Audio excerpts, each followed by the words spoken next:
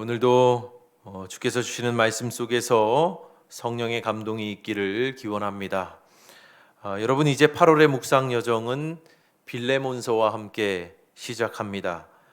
빌레몬서는 한 장밖에 되지 않는 총 25절의 아주 짧은 책이지요. 바울 사도의 서신들 가운데서 가장 짧은 책입니다. 그리고 이 속에 담긴 내용은 지극히 개인적인 것인데요. 주인된 빌레몬에게 도망친 그의 종 오네시모를 용납해달라고 하는 것이 이 서신의 주된 내용입니다.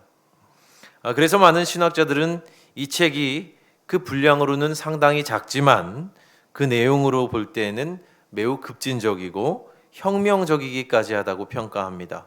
왜냐하면 바울 당대에 도망친 종을 처벌하지 아니하고 용서해 준다는 것은 도무지 상상할 수 없는 일이었기 때문입니다. 그러면 여러분, 도대체 어떤 일이 있었던 걸까요?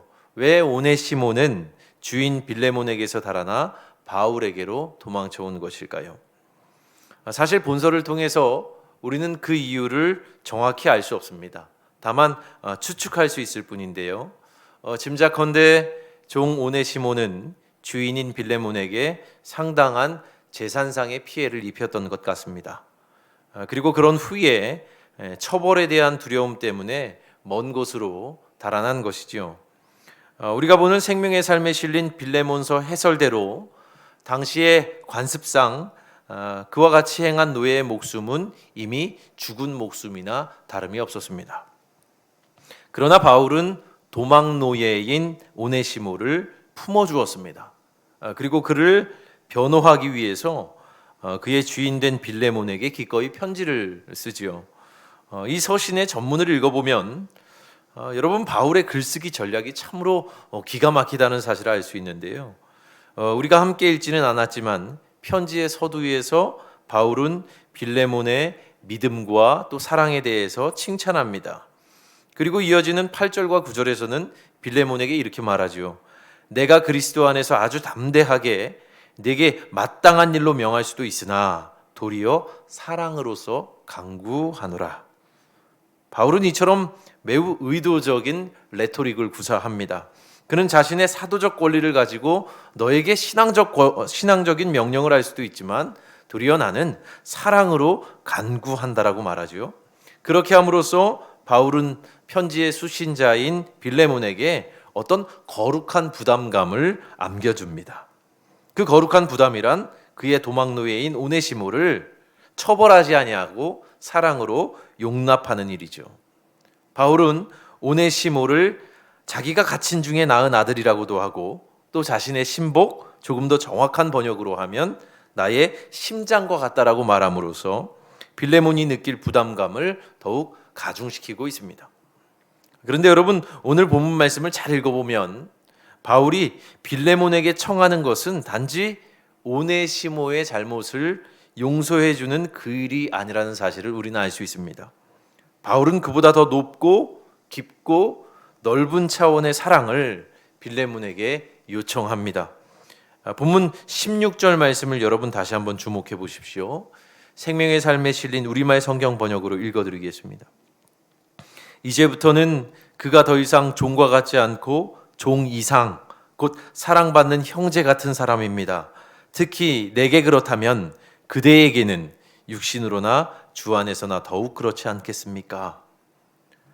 자, 여러분, 이 말은 무슨 뜻입니까? 이것은 단지 주인과 종된 관계에서 그를 용서해 주라는 말이 아닙니다. 그의 잘못을 다 이해해 주라는 그런 말이 아니죠. 바울이 빌레몬에게 본질적으로 요청하는 것은 이제부터는 오네시모를 그저 종과 같이 대하지 말고 종 이상으로, 곧 사랑받는 형제로 여기라는 것이죠.